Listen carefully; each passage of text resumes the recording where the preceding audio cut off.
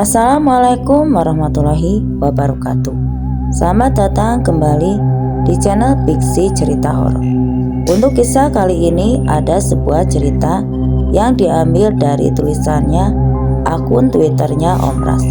Dan untuk kisah yang akan saya bawakan kali ini yaitu sebuah kisah yang berjudul Tamu dari Alam Gaib. Dan untuk seperti apa kisahnya, mari kita masuk ke ceritanya. Suasana khas pedesaan sangat terasa ketika Fajar mulai memasuki gerbang masuk menuju desa kelahirannya itu. Di desa yang sudah hampir 15 tahun ia tinggalkan, dan kini dia kembali ke sana karena Ulpia yang merupakan anak dari pamannya itu akan segera menikah. Di bulan Maret tersebut, senyuman mengembang di wajahnya ketika ia berpapasan dengan beberapa orang warga. Setelah kurang lebih 15 menit berjalan santai masuk melewati gerbang desa, Fajar akhirnya sampai di halaman rumah pamannya. Di sana rupanya sudah dipasangi tenda dan banyak terlihat ibu-ibu yang sedang membantu tuan rumah untuk menyiapkan bumbu-bumbu masakan. Assalamualaikum, ucap Fajar begitu berada di depan pintu. Waalaikumsalam, jawab seseorang dari dalam. Rupanya itu adalah sang bibi. Raut wajahnya nampak kaget begitu melihat siapa yang datang. Fajar, kamu kenapa kesini? Sudah izin orang tua kamu belum? Orang tuamu tahu kalau kamu kemari? Tanya bibinya menunjukkan raut wajah kekhawatiran. Saya udah izin, Bi. Si bibi terdiam dan nampaknya masih tidak percaya dengan jawaban keponakannya tersebut. Memangnya kenapa sih? Apa saya tidak boleh hadir di pernikahannya Ulpia? Bibi menarik napas panjang. Wajahnya sangat semula tegang langsung berubah. Siapa bilang tidak boleh? Kamu boleh kok kesini sampai kapanpun kamu mau. Ayo masuk. Fajar mengikuti bibinya ke dalam. Ia diantarkan ke sebuah kamar yang berukuran 2 kali 3 meter. Saat pintu kamar dibuka, matanya langsung tertuju pada poster-poster artis ternama yang dipajang di dinding kamar tersebut. Kamu istirahat dulu saja ya. Pastikan lelah sekali dari kota kemari. Acil mau ke belakang dulu ya. Iya Cil, terima kasih. Fajar meletakkan tasnya di ujung kasur kapuk tanpa ranjang tersebut. Kemudian ia mengeluarkan beberapa pakaiannya dan menyusunnya di atas rak yang ada di kamar tersebut. Ia juga mengeluarkan HP dan laptopnya. Namun di desa itu tampaknya masih sangat jauh tertinggal dari desa-desa lain. Sinyal dan listrik sama sekali tidak ada. Waduh, gumam Fajar. Suara ketukan pada pintu kamarnya terdengar.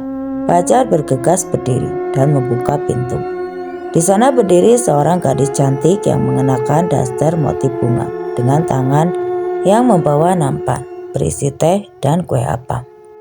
Fajar nampak terpana menatap gadis itu. Kenal lagi kah sama aku kak? Tanya gadis tersebut seraya tersenyum. Siapa ya? Si gadis tertawa kecil. Aku Iwi, adiknya Kak Ulpia. Fajar menepuk jidatnya. Astaga, aku benar-benar tidak mengenalimu. Padahal waktu itu kamu pernah mampir ke rumah sama paman. Tapi sungguh aku tidak mengenalimu. Tadi karena kamu sudah makin cantik dan sudah banyak perubahan sekarang, ujar Fajar membuat pipi gadis itu memerah. Sudah 4 tahun berlalu, ucapnya malu-malu. Mereka mengobrol lama sekali dan sesekali terdengar candaan ringan dari keduanya yang langsung membuat gelak tawa dari keduanya. Jadi ini kamarnya Danis, pantas sekali banyak poster-poster Mika Tambayon. Oh iya, Danis sekarang di mana? Wajah Iwi seketika berubah. Yang tadinya tersenyum ceria, kini wajah itu muram dan menunduk. Kakak tidak tahu ya kalau Danis sudah meninggal, ujarnya balik bertanya. Fajar nampak kaget, wajahnya menunjukkan raut tidak percaya. Meninggal? Iya, sudah dari 1 tahun yang lalu. Dia terjatuh dari pohon ketika mengambil madu di hutan. Jasadnya ditemukan dengan tidak utuh lagi. Menurut teman-temannya yang berangkat bersama sewaktu itu, waktu tiba di hutan, dia memisahkan diri dan pergi sendirian mencari sarang lebah. Jangan-jangan itu pembunuhan. Teman-temannya sudah diselidiki ke polisi, tanya Bajar. Iwi menggeleng. Sebelumnya kan Dennis memisahkan diri dari teman-temannya. Lalu kemungkinan dia menemukan pohon yang ada sarang lebahnya. Setelah dia naik, bisa jadi dia digigit sesuatu atau pengaman yang dia gunakan tidak berfungsi dengan baik sehingga ia terjatuh dan saat itu tubuhnya menimpa tanah. Kemungkinan dia sudah kehilangan nyawanya dan akhirnya jasadnya dimakan oleh binatang buas di hutan. Abah pasrah dan sudah ikhlas dengan meninggalnya Danis karena kami percaya itu bukan pembunuhan, Kak. Bajar mengerutkan alisnya. Ia masih tidak percaya. Sudah, jangan dipikirkan. Di sini sudah bukan hal baru lagi. Ada kecelakaan seperti itu. 3 bulan yang lalu pun ada kejadian yang sama dengan Danis. Bedanya, jasadnya ditemukan di hilir sungai.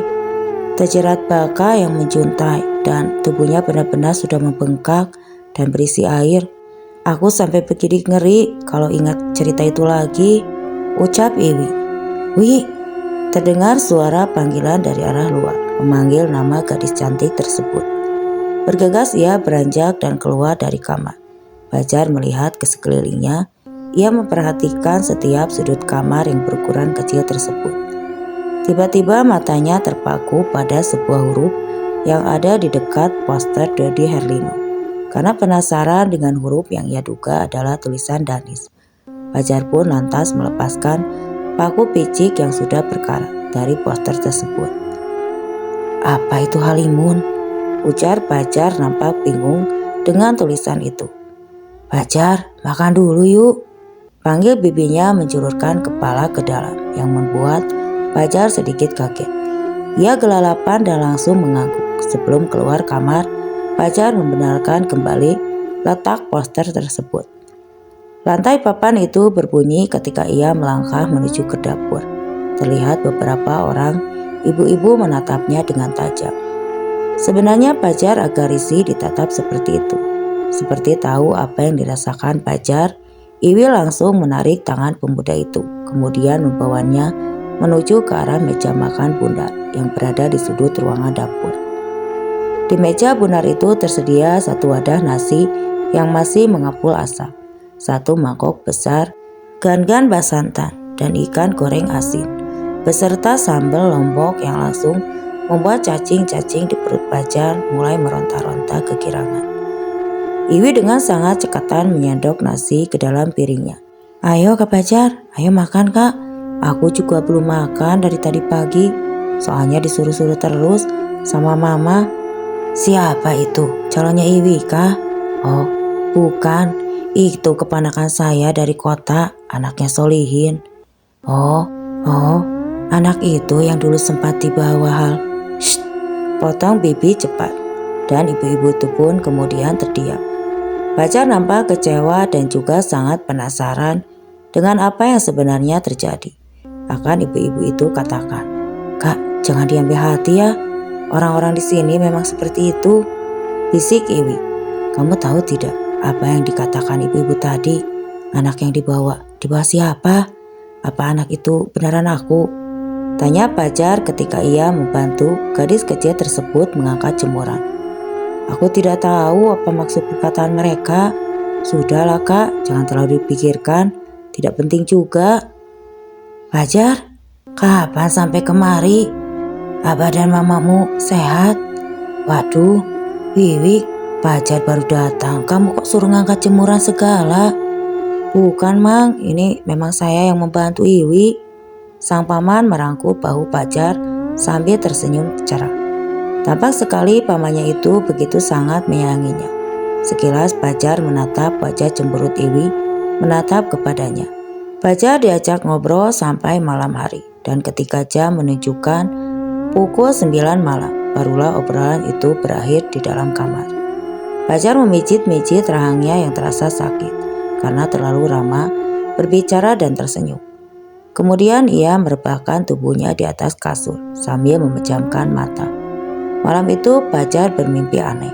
Ia melihat dirinya sendiri duduk di sebuah pelaminan bersanding dengan seorang perempuan yang amat sangat cantik. Awalnya nampak biasa-biasa saja, namun kemudian tamu-tamu yang hadir satu persatu mulai naik ke atas untuk menyalami sang pengantin, yaitu Fajar dan perempuan yang entah siapa. Saat tamu pertama menyalaminya, terasa sekali tangan itu nampak kaku dan sangat dingin. Begitu Fajar menatap orang tersebut, dia ditatap balik dengan tatapan yang mengerikan, yang membuatnya langsung menundukkan kepala. Dan anehnya tamu-tamu yang naik untuk menyalaminya itu seperti tidak ada habisnya, ada terus dan terus. Namun yang paling aneh adalah ketika Fajar mulai menyadari bahwa setiap tamu itu tidak memiliki garis di bawah hidung atau di atas bibir. Semuanya rata. Kemudian yang paling mengerikannya lagi, tamu-tamu itu perlahan-lahan mulai memalingkan kepalanya menatap Fajar. Fajar terbangun dengan keadaan tubuh yang dibasahi oleh keringat. "Astagfirullahaladzim, untung hanya mimpi," ucapnya dari arah luar. Terdengar sayup-sayup orang mengobrol, namun tidak begitu jelas. Setelah sedikit lebih tenang, Fajar pun lantas beranjak dari tempat tidur dan kemudian berjalan menuju keluar kamar. Fajar, sudah bangun nak?" tegur pamannya sambil tersenyum ramah. Ia kemudian mencuci muka. "Ini ada kopi dan singkong bakar," suruh sang paman. Fajar berjalan ke arah kamar mandi. Kamar mandi itu tidak terlalu besar, hanya berukuran 1x1,5 meter saja, namun terlihat begitu nyaman dan peralatan mandinya pun tertata dengan sangat rapi. "Dari kemarin saya tidak melihat Ulpia, kemana dia paman?" tanya Fajar. Sang paman menuangkan kopi hitam dari dalam teko ke gelas kosong untuk Fajar. Senyum selalu merekah di bibirnya. "Ulpia ada di dalam kamarnya, lagi dilarang keluar. Makan minum diantarkan ke dalam, biar cahaya pengantinnya nanti terlihat lebih." "Oh." Fajar menyeruput kopi hitam tersebut dan mengambil sepotong singkong bakar yang sudah pamannya kupas. "Oh iya Jar, itu orang tuamu kemari kan nanti?" "Kalau hari, ya insya Allah paman, belum tahu juga. Mereka bilangnya sih mau kemari. Tapi kemarin Abah baru saja berangkat ke Kalimantan Timur karena urusan pekerjaan." "Ya sudahlah, tidak apa-apa. Yang penting sudah ada kamu yang mewakili mereka." Jam dinding baru menunjukkan pukul 4 subuh dan suara azan lama-lama terdengar dari kejauhan. "Habiskan kopimu Fajar, kita sholat," ajak sang paman pun yang Fajar menurutinya. Setelah itu ia mengganti pakaiannya dengan celana jeans panjang dan kemeja kotak-kotak.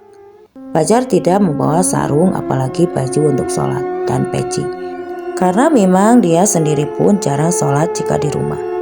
Saat akan keluar kamar, dia berpapasan dengan Iwi. "Mau kemana kak?" "Ikut sholat ke masjid." "Oh." Mendengar jawaban Fajar, Iwi malah memanggil abahnya. "Ada apa ini? Kak Fajar mau ke masjid? Masa pakaiannya begini? Nanti malah jadi bahan gibahan." "Bapak-bapak di masjid, bah," ujar Iwi menunjuk Fajar. "Kamu tidak bawa sarung nak?" Fajar menggeleng. "Kalau peci?" Lagi-lagi Fajar menggeleng. "Wi, ambilkan sarung dan pecinya abah di kamar." "Ki," suruh paman pada Iwi yang tersenyum-senyum menatap wajah Fajar memerah karena malu ketika ia bahkan tidak bisa memasang sarung dengan benar. Sepulangnya dari masjid, Fajar berjalan lebih ke belakang dari pamannya dan orang-orang lainnya. Ketika Fajar menoleh sedikit ke samping, ia melihat seseorang berjalan dengan menyeret kakinya. Wajahnya tidak terlihat jelas karena orang itu menunduk, tapi Fajar tidak menghiraukannya. Ia kembali melangkah dan memikirkan banyak hal dalam benaknya. Dan ketika hampir sampai di rumah pamannya, Fajar lagi-lagi menoleh ke samping. Rupanya orang itu sudah tidak ada lagi. Pagi itu mereka berkumpul di dapur untuk menikmati sarapan. Telur dadar dan nasi goreng putih buatan bibinya terasa begitu sangat nikmat. Fajar sampai menambah beberapa kali. Pagi itu, Itukah yang disebut sarapan? Tanya Iwi bergerak. Gadis cantik itu nampaknya mulai berani pada Pajar. Sehabis makan, Pajar membantu pamannya untuk membuka penutup kayu bakar yang akan digunakan untuk memasak nasi. Di acara pernikahan Ulpia, 2 orang bapak-bapak datang dan langsung mengajak pamannya pergi. Pajar, paman ada urusan sebentar ya. Kamu istirahat saja di rumah. Nanti mintalah Iwi mengajakmu jalan-jalan kalau kamu mau keliling kampung, ujar pamannya sebelum pergi. Pajar mengangguk. Iya paman. Sekitar pukul 8 pagi, banyak ibu-ibu yang datang untuk bantu-bantu. Iwi duduk di dekat Pajar sambil menyeka keringatnya. Wajahnya tampak lelah. Kenapa? Capek kak? Disuruh-suruh terus ya sama mama. Dari subuh tadi baru sekarang bisa duduk. Mau jalan-jalan? Tanya Pajar. Ayo. Setelah berpamitan pada bibinya, Pajar dan Iwi pun berjalan-jalan mengelilingi desa. Dan ketika mereka sampai di ujung desa, Pajar melihat ada 2 akar yang sangat aneh. Mirip seperti pintu di bagian ujung atas dan bawahnya, saling mengikat. Bagus akar itu, ujar Pajar seraya melangkah mendekat. Namun sebelum Pajar menyentuh akar tersebut, Iwi langsung menarik tangan Pajar dengan keras, sehingga membuat Pajar tersentak kaget. Maaf kak, tapi itu tidak boleh disentuh, ujar Iwi masih menarik tangan Pajar untuk menjauhi akar tersebut. Loh, kenapa? Itu kan cuma akar. Iya, tapi akar itu tidak boleh disentuh, ujar Iwi. Iya, tapi kenapa melarang? Harus ada alasannya dong. Itu gerbang menuju dunia Halimun. Hah, adakah yang seperti itu? Mendengar pertanyaan Pajar yang tidak ada habisnya itu membuat kepala Iwi menjadi pusing. Kak, walaupun kakak ini besarnya di kota, tapi kakak harus ingat kalau disinilah kampung kelahiran kakak. Jadi tolong hormati, dan kejadian ini jangan sampai abah tahu ataupun mama. Aku tahu. Oke, tenang saja, jawab Pajar sedikit kecewa. Ayo pulang, ujar Iwi sembari menarik tangan Pajar seperti seorang ibu yang sedang mengajak anaknya pulang. Sesampainya di rumah, jam sudah menunjukkan pukul 1 siang. Tidak terasa mereka sudah berjalan-jalan cukup lama sekali. Mereka berdua langsung disuruh makan ke dapur oleh bibinya Pajar. Setelah makan, Pajar masuk ke dalam kamar. Ia memikirkan mimpinya semalam. Malam harinya Pajar sedikit kesusahan untuk tidur karena obrolan nyaring beberapa bapak-bapak yang tengah bergadang untuk berjaga di rumah. Tapi akhirnya Pajar bisa tertidur juga setelah memasang headset di telinganya. Lagi-lagi Pajar bermimpi aneh. Dalam mimpinya, ia mendapati dirinya sendiri berada di sebuah hutan.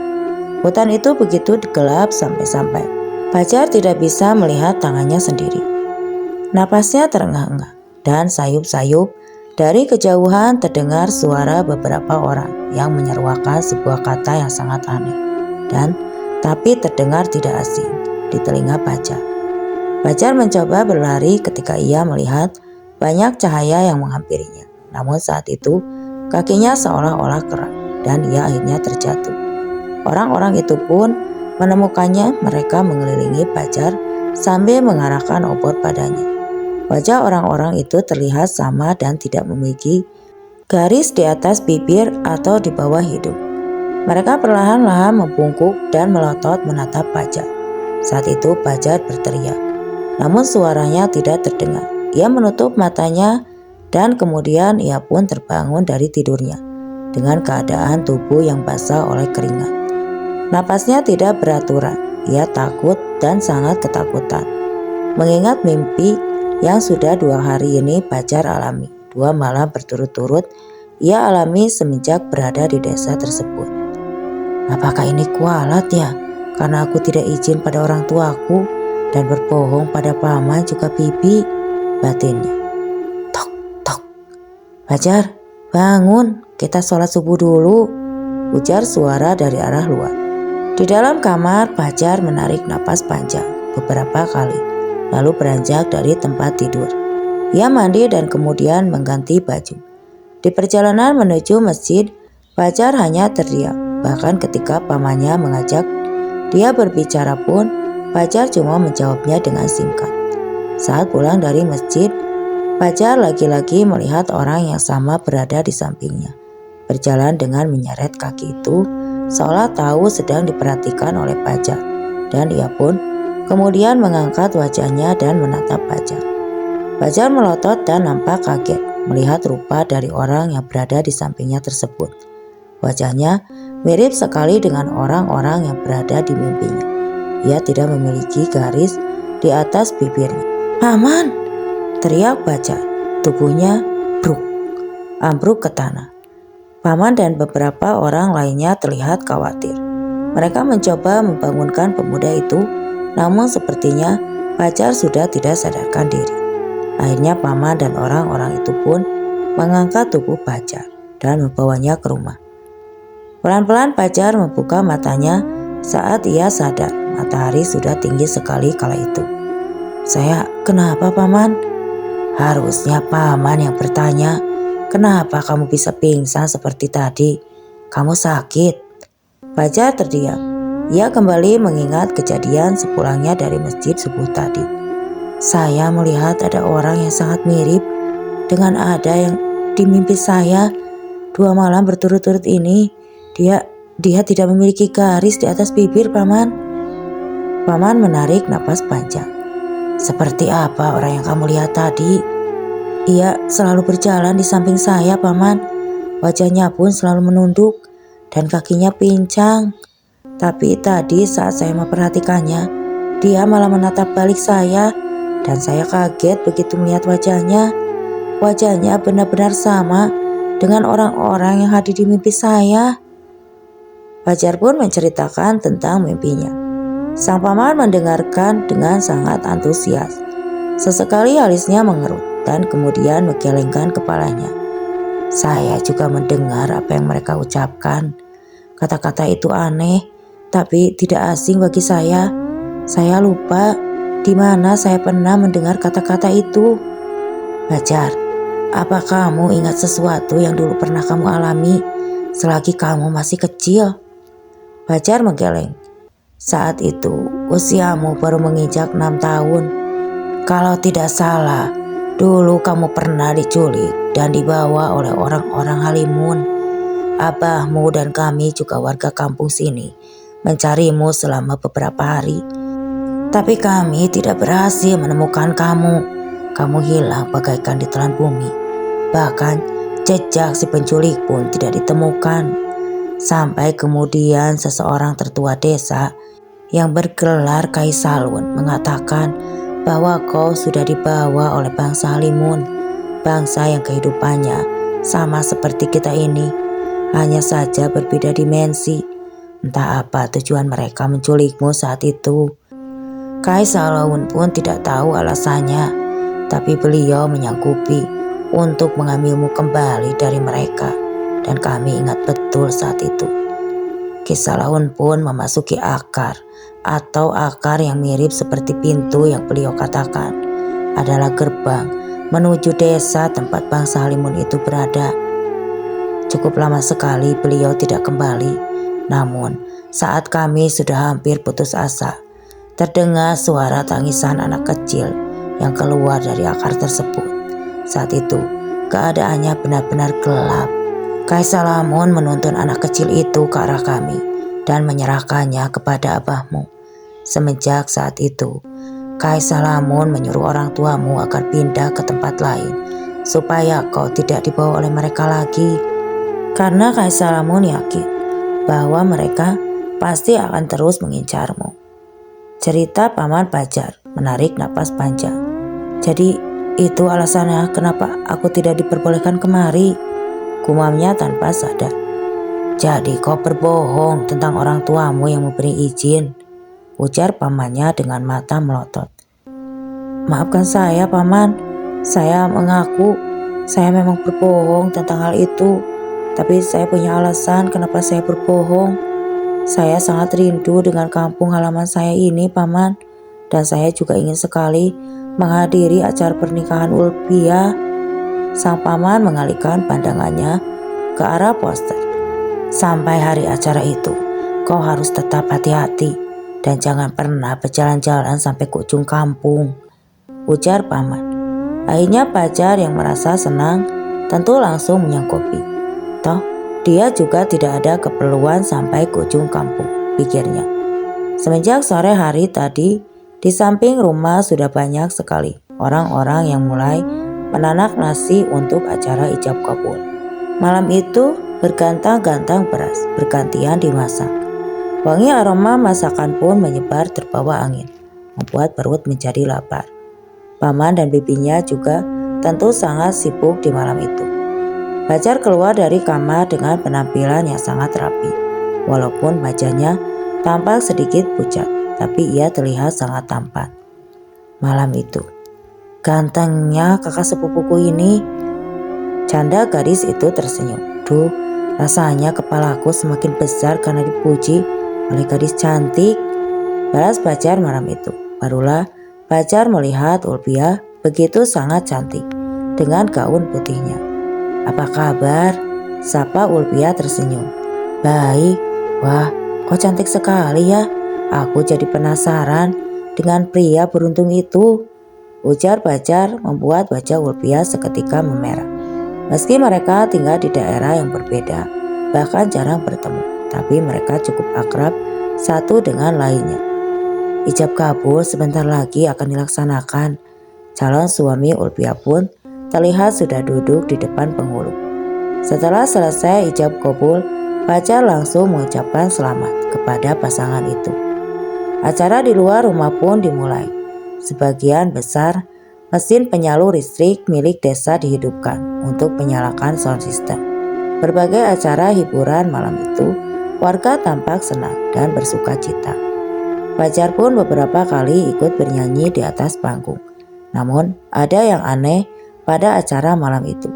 Dengan jumlah warga yang bisa dibilang tidak terlalu banyak tersebut, nasi dan lauk pauk untuk acara malam itu habis tidak tersisa. Sampai ibu-ibu di dapur gelap, bahkan memasak untuk tamu-tamu yang tidak kebagian makanan. Padahal warga tidak ada yang membungkus makanan tanpa izin. Tapi anehnya, nasi dan lauk pauknya habis. Tamu-tamu yang hadir pun sangat banyak, sampai-sampai halaman dan sekitaran panggung padat oleh tamu. Malam ini, berapa desa yang diundang? Tanya seorang warga kepada pamannya Fajar, yang nampaknya juga tidak kalah bingung dengan kedatangan tamu-tamu sebanyak itu.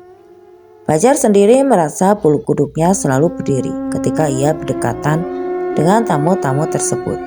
Ada yang aneh, itulah yang Fajar pikirkan. Saat itu Fajar curi-curi pandang ke sebelahnya, di mana seorang perempuan tengah duduk menyantap makanan. Perempuan itu mengenakan kebaya merah dan rambut yang disangkut dengan hiasan bunga melati di kepalanya. Sepertinya kamu bukan dari desa ini ya? Tanya Fajar memberanikan diri. Perempuan itu berhenti menyendok makanannya dan terdiam untuk beberapa saat. Kemudian ia menoleh ke arah Fajar. Sepintas tidak ada yang aneh. Wajahnya cantik dan manis, tapi ada sesuatu yang tidak ia miliki, yaitu garis di atas bibir. Jantung Fajar berdetuk sangat kencang. Perlahan-lahan ia berdiri dan bermaksud untuk masuk ke dalam rumah.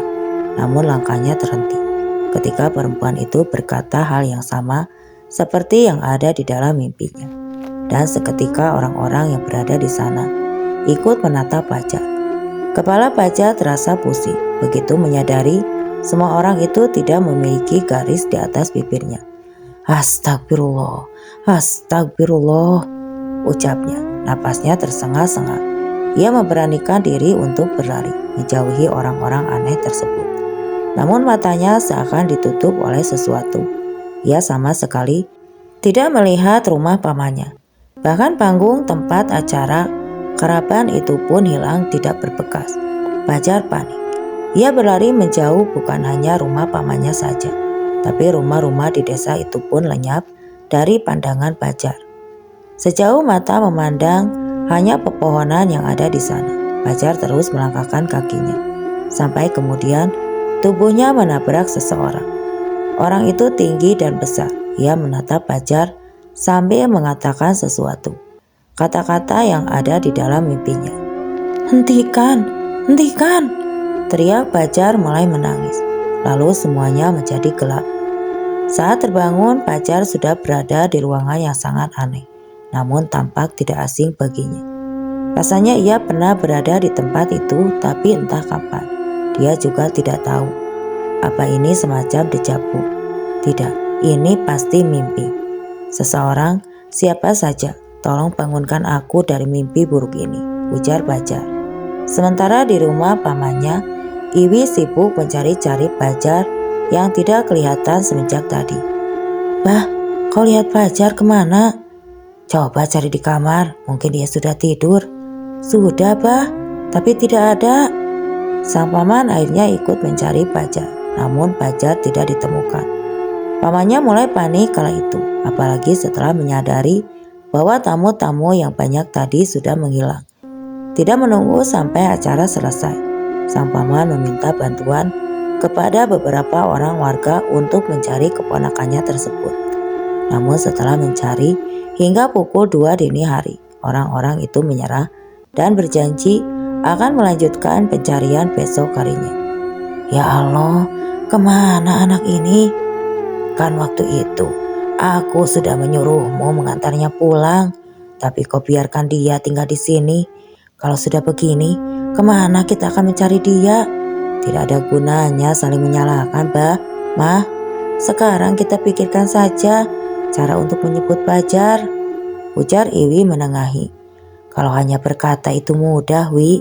Masalahnya sekarang, kemana kita meminta bantuan untuk menjemput si Fajar? Kai Salamun bahkan sudah lama meninggal. Tidak ada lagi orang yang mau membantu, apalagi sampai mempertaruhkan nyawanya." Paman tidak berkata apa-apa. Beberapa kali ia menghela napas panjang.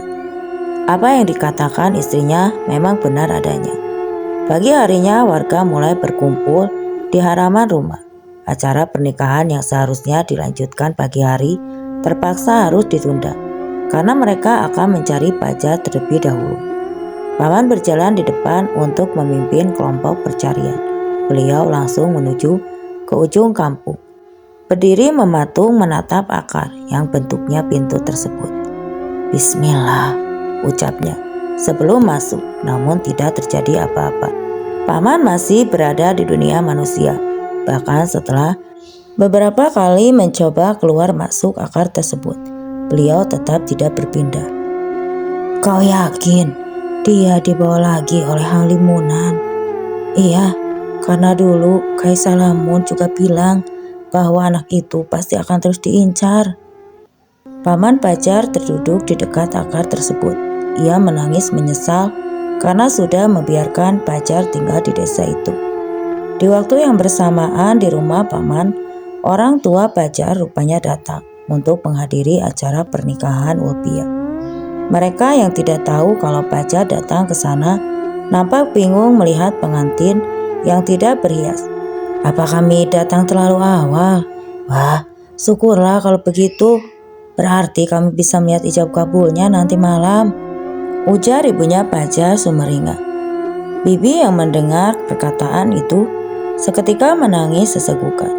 Bukan, ia tahu harus bercerita dari mana. Yang pasti saat itu, Bibi terus-terusan meminta maaf kepada kedua orang tua Fajar. Setelah agak tenang, Bibi kemudian mulai menceritakan apa yang sebenarnya terjadi. "Tidak mungkin, Fajar membohongiku. Waktu itu dia mengatakan pada kami mau liburan bersama teman-temannya," sangga ibunya Fajar. Setengah tidak percaya.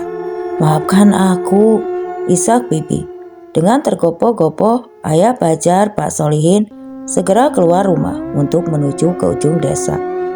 Sesampainya di sana, ia melihat pamannya Fajar tengah duduk dan menangis. "Allahu Akbar, Allah, ya Allah," isak ayahnya Fajar terduduk lemas. Paman berusaha menenangkan saudaranya itu. Tiba-tiba datanglah suami Ulpia bersama dengan seorang nenek-nenek berkebaya.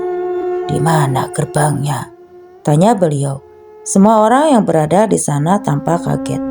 "Cepat, Kalau tidak, pemuda tersebut akan dinikahkan dengan gadis dari bangsa Halimunan itu. Kalau sudah dinikahkan, dia tidak akan bisa kembali ke dunia ini lagi. Di situ, Nek, tunjuk paman cepat. Jari-jarinya gemetar. Mana pinangannya? Ucap si nenek kepada suami Ulpi yang membawa banyak sekali pinangan. Si nenek melangkah maju ke pintu yang merupakan gerbang penghubung antara dua dimensi berbeda tersebut. Beliau mengeluarkan sepahirinya lalu melangkah masuk, dan anehnya beliau menghilang dari pandangan orang-orang, sama seperti Kais Halimun pada 15 tahun yang lalu. Pacar yang berada di ruangan itu mendengar tawar-menawar untuk dirinya. Seorang lelaki bertubuh besar membuka pintu dan menariknya keluar. Rupanya nenek itu menawarkan pinangan yang dibawa untuk ditukar dengan pacar. Aneh sekali, pikir pacar. Tapi mereka tampaknya sangat tertarik dengan tawaran pinangan tersebut. Sampai kemudian seorang lelaki tua datang dan mengiyakan pertukaran tersebut. Setelah deal, si nenek lantas menarik tangan pacar. Ikuti aku kalau kau ingin pulang, dan jangan sekali-sekali menoleh ke belakang, ujarnya sambil terus melangkah keluar dari desa itu. Sepanjang jalan tampak berkabut, bau-bau aneh terus tercium. Jangan menengok ke belakang, atau kalau tidak, kita berdua akan mati di sini, ujar si nenek lagi. Mendengar hal itu, pacar tentu sangat takut. Bahkan ia berjalan sambil memejamkan matanya. Meskipun panggilan-panggilan di belakang terdengar mendayu-dayu, akhirnya mereka berdua berhasil keluar dari gerbang penghubung itu dengan selamat. Kabut telah menghilang begitu pacar melangkah keluar dari gerbang. Gerbang yang sebelumnya terlihat megah, kini tampak seperti akar terikat bila dilihat dari dunia manusia. Pacar ambruk, dia jatuh pingsan. Sebaiknya bawa pemuda ini pergi, dan kalau bisa jangan pernah kembali lagi kemari, ujar si nenek. Usut punya usut, ternyata nenek itu adalah nenek kandung dari suaminya Ulpia. Hanya saja selama ini beliau tinggal seorang diri di tengah hutan. Karena beliau mempunyai seorang suami dari bangsa Halimunan. Dan terjawab sudah mengapa banyak tamu-tamu yang datang di acara ijab kabul semalam. Rupanya tamu-tamu itu adalah keluarga suaminya Ulpi dari bangsa Halimunan. Pantas saja suaminya biasa-biasa saja di malam acara itu. Ada beberapa hal yang tidak dijelaskan narasumber di dalam cerita ini, dan saya juga tidak bisa memaksa. Jadi harap maklum bila ceritanya kurang sempurna. Oke teman-teman, sekian untuk cerita kali ini. Bagaimana menurut kalian tentang kisah ini? Dan terima kasih bagi yang sudah mampir ke channel ini. Semoga cerita yang saya bawakan dapat menghibur. Saya pamit undur diri. Wassalam.